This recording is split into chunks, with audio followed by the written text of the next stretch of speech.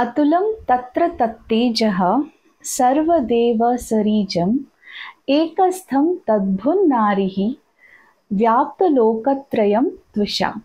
These lines are taken from the Devi Mahatmyam. Now let me tell you the meaning of these lines. The incomparable radiance that is born from all the gods, that pervades in the three worlds, comes to one place to form a woman. These lines were formed explaining the birth of Mahishasuramardhini. Mahishasuramardhini is the goddess of strength in our culture. This feminine energy is present in every woman. Yes, we women are gifted with very special gifts which we need to acknowledge. The first and the foremost being the privilege of having the gift to get a new life form on this earth. This is given only to women. And being a mother is such an awesome feeling. And today, on the Mother's Day, I would love to talk on this particular topic. And yes, we women enjoy a special status in the family and as well as in the society. And we do have a strong influence and the authority to shape the society at large. So we should not forget all these privileges that is given to us because we are women. Hi, I am Vaishnavi and my channel is called Homemaking Motivation. And apart from showing how to keep the house organized and clean, I also talk a lot about the mental health aspect of us homemakers. But the contents and the topics in my channel are so general that it can be applied to each one of us. So if you are new to this channel and you like such kind of contents, then please do consider to subscribe to my channel. And if you're already a part of this channel, then please welcome back. So yes, happy Mother's Day to all, and let us start today's video. But before starting that, let me just tell you one thing, that we need to celebrate our womanhood and the privilege of being a mother, not just on this day, but every day, because we deserve it. So yes, let's start today's video. As a woman, we get to play so many roles in our lives. By birth, we start as a granddaughter, daughter, we are siblings, then later we have the role to play that of a wife, a mother, and then a grandmother, of course. And if we maintain our health properly, then we can say a final goodbye to this life as a great grandmother as well. So playing all these roles is challenging, of course, but it is such a wonderful blessing for us as women that we have got this privilege to have the influence on the society and our family as well. So we need to know what are these strengths that we have it in us, and the capability and the influence that we can have on our family and society. It becomes very important that we acknowledge that we have the strength and the wit to shape our families, to shape the society at large. So for this, we need to understand what is it that we have got to offer for our family and for our society. Now, if I have to talk about all the roles that we play, I don't think this video will be enough. So I thought, let me take up one major role that we play as a woman. And today being the International Mother's Day, let me talk about the role of being a mother. It is such a privilege to be a mother, undeniable. And this privilege that we have the capability to bring another life form on earth makes us feel so special. And it's not just about the feeling of being a mother that makes us feel special. It's the desire to care, it is the desire to be protective about our kids that makes us feel special as mothers. The very feeling that we can welcome a new life form care for him or her, nurture the kid, and make them successful human beings in life is something that cannot be expressed in words. And the labor pain that we undergo, who cares about it when God gives us those tiny, the babies in our hands, which the sparkling eyes and the tiny hands, holding our fingers tight. We forget all the pains, we forget all the efforts, and we just feel so blessed and grateful. And yes, as I said, this feeling cannot be expressed in words.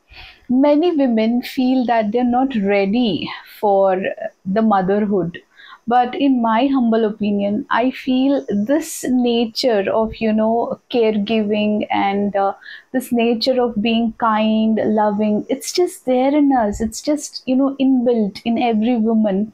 So being a mother is a privilege. It's not something that we feel that we are not ready for. Once you give birth to your baby, you just know that you're capable of doing it. I know at times we become so harsh on ourselves. No matter how much we do to our kids, we still feel no, we are lacking something. We need to do more. We need to be more conscious, which is a very good thing. I guess we need to be like that. But that doesn't mean that we should devalue our contributions. We should also keep in our mind that yes, I am performing well as a mother, but at the same time, there's always scope for improvement. So, of course, with all these wonderful feelings, privileges, and feeling blessed, there comes a list of responsibilities when you become a mother. And it's so important for us to actually understand what are these responsibilities and also try and perform all of this with complete dedication, because we need to give one thing a lot of importance in our life, and that is when we get a new life form on earth, when we have this gift of giving birth to an entire new life form on earth. It is a conscious decision that we make that yes, we are bringing this life form into this world. It becomes our duty not just to take care, nourish them, nurture them, but to make them responsible citizens of the country, to make them successful human beings, to make them so self-reliant, independent, and they have to have the capability to face the challenges in this world, because it's not just about your IQ that makes you successful, it's also the EQ of a person. And of course, mother plays a role in building the EQ of the kid. The emotional quotient, the emotional intelligence is something that is not taught in school, and it cannot be taught in school. It is something that we learn through our experience, of course, but mother is one such figure who can actually shape, can actually mold the emotional intelligence of her kids. So it becomes prime important that mother knows her responsibilities. And I would love to share my opinion about the responsibilities of a mother towards her kids. I have a few key points, and I'm so happy to share it with you all on this day. The first point that we need to keep in our mind as a mother is that yes, of course, we have given birth to this life form. We have welcomed a new life into our world, but that doesn't mean it gives us the right to exercise complete control on that individual. End of the day, that life form is an independent individual. We need to always keep that in mind. Our kids have their own way of thinking, they have their own choices to make, they have their own desires and dreams. Being a parent doesn't give me the right to completely exercise my control over my kid and say that you need to do this, and that's it.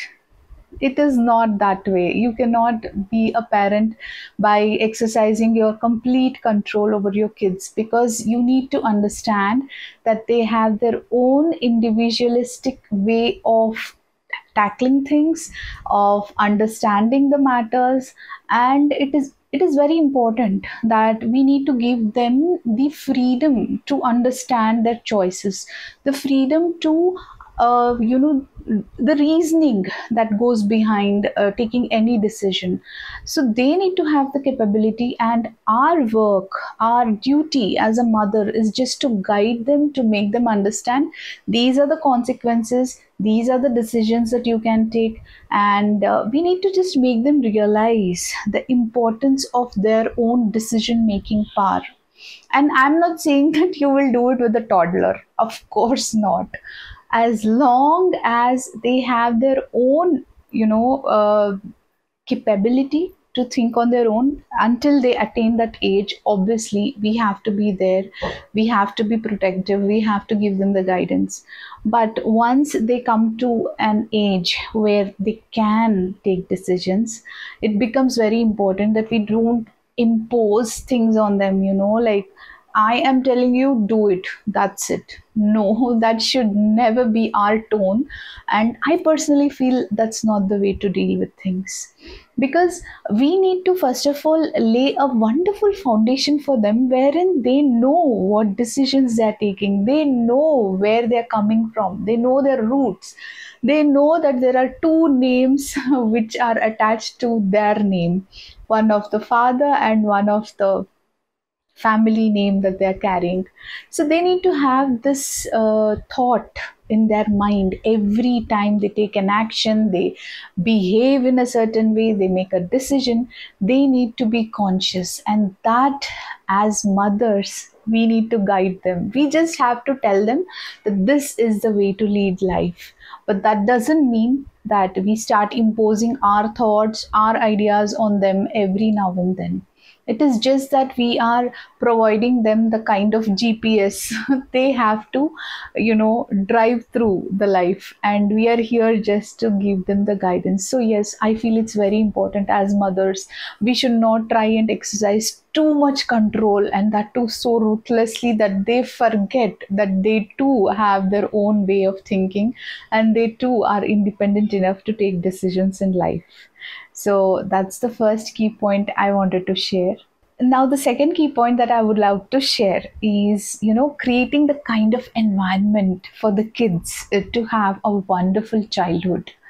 Now, when I say creating an environment, it only means that when they come home, they should feel like, it's a wonderful place for them. They should look forward to, have interactions with their family members, with their parents, siblings. They must have that kind of environment. It is their right, the kind of peaceful environment that they need, wherein they can sit down, think properly, do their reasonings properly, and take wonderful decisions in life. So that kind of environment is possible only when the mothers have that conscious thought process of creating an environment like that for the kids, husband, for everyone, for herself too, obviously. So creating an environment means creating a wonderful routine, a mindful routine. And of course, the cooking. If you're a homemaker, a full-time homemaker, then you will obviously give a lot of importance towards everything, the functionality of the house. And if you are a multitasker, that is, you are a homemaker and also you're taking care of the work outside, then it's the same thing for every lady. No matter you're the CEO of a company, end of the day, when you come home, you are, of course, a mother, you are, of course, a wife. So it applies to anybody and everybody when it comes to these responsibilities. That is, maintaining a mindful routine at home, like, that is kind of showing practically that this is the way to lead life.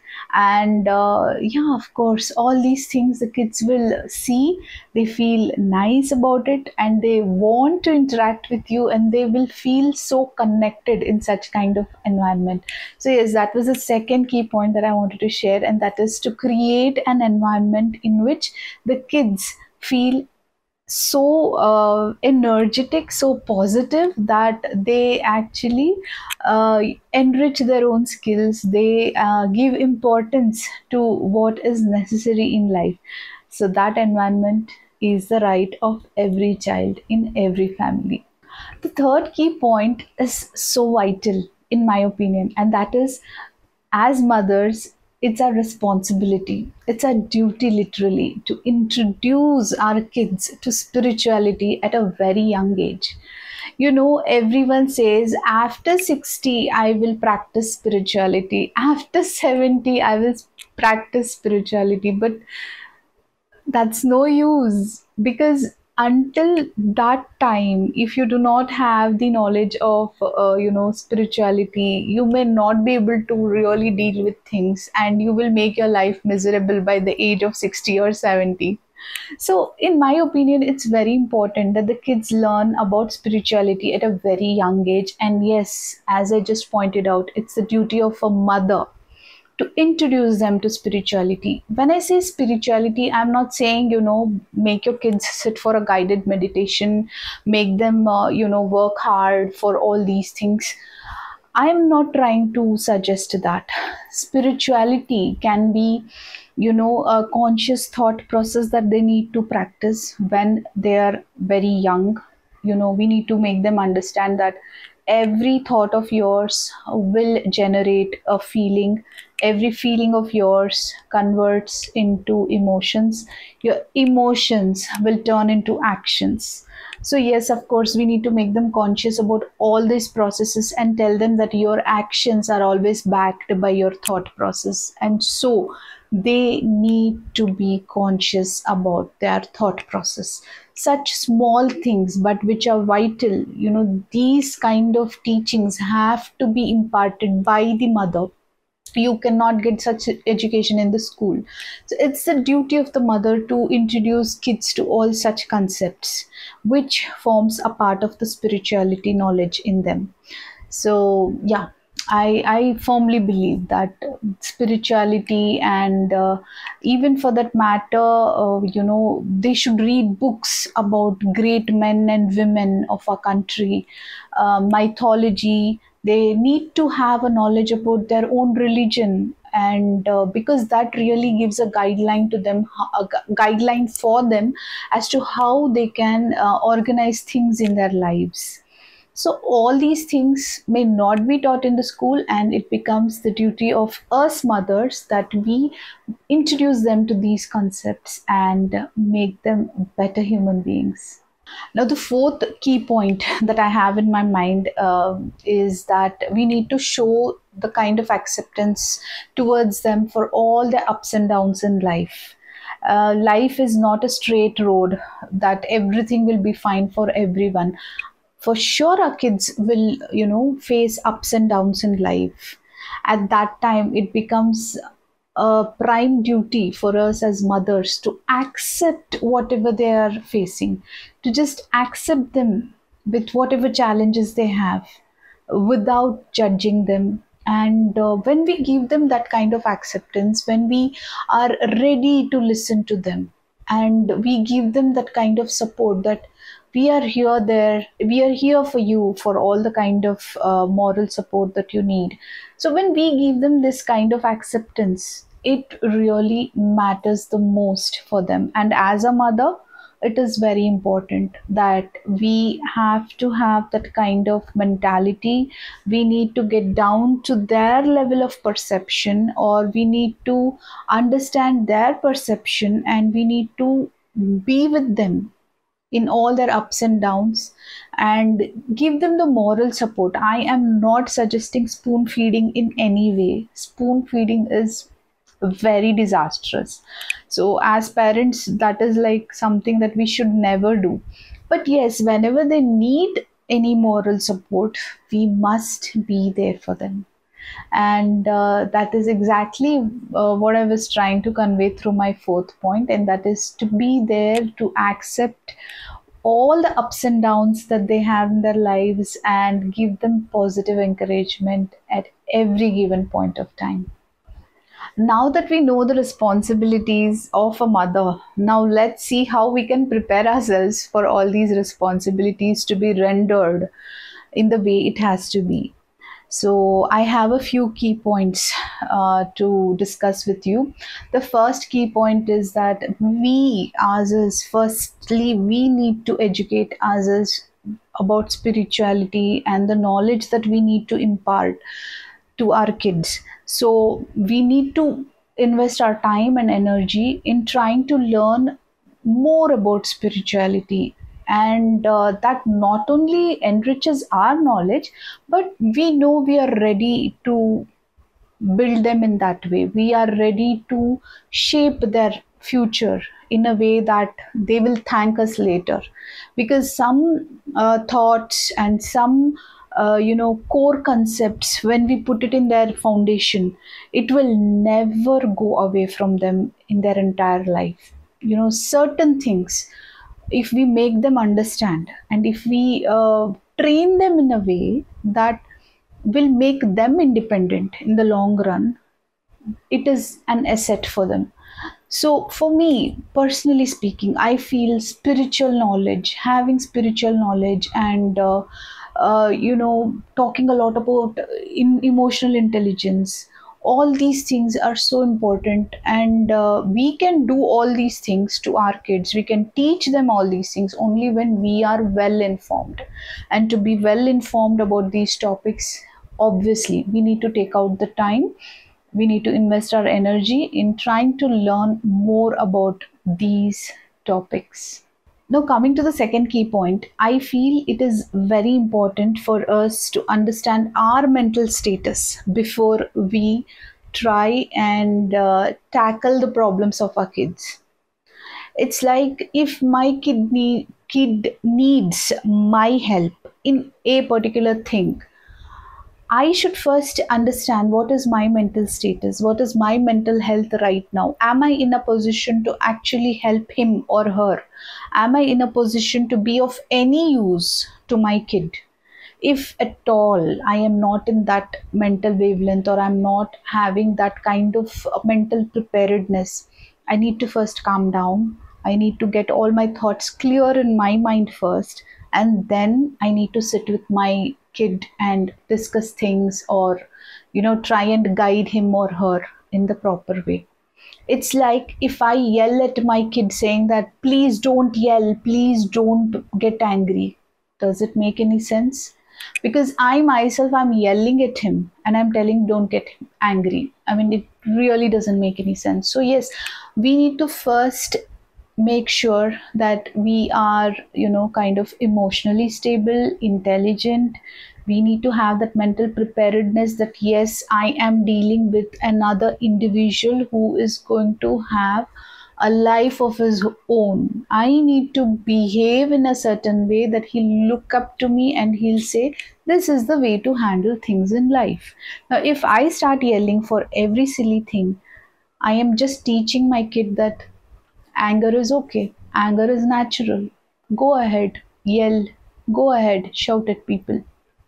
So we need to be very careful as to how we handle their problems, and we need to make sure that our mental health, is appropriate enough to handle their problems as well. The third key point is kids learn a lot by watching and not by the way we teach them, or we just dictate things in front of them. They will never learn if we say something to them. They have this tendency of learning a particular thing in their life only when they see it practically. So whenever we want something from our kids, whenever we say be in a certain way, then we need to be that first and show it to them as a practical example. For example, we tell our kids that reduce your screen time, it's not good for your eyes. But what if we are constantly fiddling with the mobile right in front of them, or whatever it is, like if we are having more screen time, they'll obviously not listen to us, because they feel that whatever the person is telling me is not actually implementing it in her own life. So I feel all these things, and also if we want them to be well organized, if we want them to have good self hygiene, and we want them to be very clean in their work, we need to show it to them practically. We need to organize things right in front of them and set an example for them. We need to first make our beds early morning after we wake up, and tell our kids also that this is the way to start your day. Keep your things organized, keep your books organized, keep your study table organized. All these things will matter to them, and we need to show it to them in our own deeds first, in our own actions. And once they start seeing this in us, it just comes naturally for them. Being disciplined, being organized, and being having good habits in life is so contagious. Once they see it in their family members, they just copy it. For sure, they're bound to copy it. So if we teach them something else unknowingly, they'll learn that as well. So we need to be very conscious about teaching them practically by being that, and not just giving them lecture. And last but certainly not the least, it is how we treat their confessions, their reactions. It is how we treat all these things that will make them feel that we are approachable or not. So I'll just give you an example. Kids have this tendency, natural tendency in them, and that is they just come running to you every day and they'll tell you every short detail which is not even necessary, but they will tell you that, Mama, this happened, Mama, that happened. They're so flawless. They'll just come running to you and they'll tell it. They'll tell everything to you. They'll tell the entire story to you, whether you want it or not. At those times, we need to have the intelligence to actually sit down and listen to everything, all the information they are giving to us. And if at all they say that, Mama, I did this thing in a wrong way, they're conscious about it. And they say that I went wrong in this, or I told lies, or I just took away somebody's toy, or something like that. They just confess. They're so flawless, they'll confess. During those times, it becomes very important for us as mothers not to just react. Or obviously we'll feel, what, how did you do this, or why did you tell lies, or why did you take that kid's toy? That's the kind of reaction we are bound to show. But intelligence is in the thing that we do not react, because the moment we react, it is like we are rejecting his flawlessness, we are rejecting his innocence. And he'll start feeling that, okay, if I'm being so flawless, if I'm being so truthful, then I'm not going to be accepted, I am going to be scolded, and the next time he'll never come and tell you anything. So it is your loss. So always make it a point that whenever your kid approaches you with whatever, just have the patience to listen to him properly.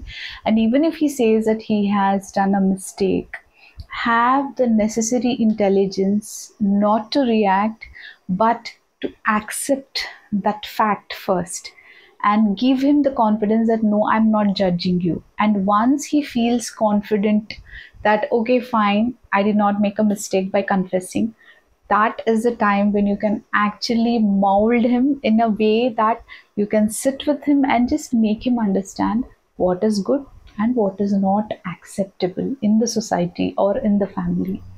But if you don't give him the chance, and if you just react, he will not listen to you also. So always make it a point that whenever a kid approaches you with whatever he has to tell you, just listen to him without judging him, without passing any kind of comment or showing any kind of reaction. Give them the confidence that, okay, I'm accepting that this thing happened to you. You have confessed, which is so courageous. But then this is not the way, and this is the way to deal with things. It is only then that they will have the confidence in us. And when they become big, and during their teenage also, they will be very friendly with us, to come and discuss things with us, because they know that it's not going to be a reaction. It's going to be my friend who is listening to me. It's going to be my friend who is accepting me in every way, and she is there to guide me in whatever I need in life. So yes, we need to keep this in point, that never react, just accept, and then get into the process of guiding and advising your kid. I hope you liked today's content, and if yes, then please share your valuable feedback in the comments below. I would highly appreciate to read it and also respond back to you. And again, I would like to wish you all happy Mother's Day, and please don't be harsh on yourself as a mother. I know I have gone through all these things. In fact, every day I feel, something I'm lacking, something I'm not doing. But let's all keep in mind that we are trying, and we are having good intentions to have a positive life for our kids. So let's just go ahead and progress in this path, and let's avoid being too harsh on ourselves for whatever we do for our kids, because end of the day they will appreciate us, no doubt. And we have to just be there for them. That's all. That's what really matters for them.